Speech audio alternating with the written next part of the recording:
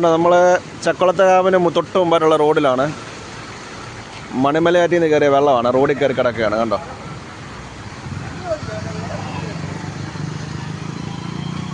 ഒരു KSRTC വരുന്നുണ്ട്, നമുക്ക് നോക്കാം.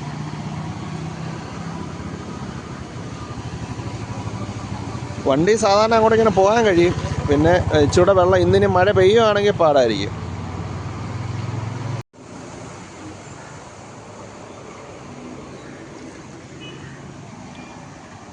അവിടെ നിന്ന് ഇങ്ങനെ വണ്ടികൾ ഇങ്ങോട്ട് വരാൻ കിടക്കുകയാണ്. കണ്ടോ, ആൾക്കാരൊക്കെ പോകുന്ന പോക്ക് കണ്ടോ, ഇങ്ങനെ കിടക്കുകയാണ്. നമുക്ക് ഇച്ചിരി പുറമോട്ട് മാറി നിൽക്കാം.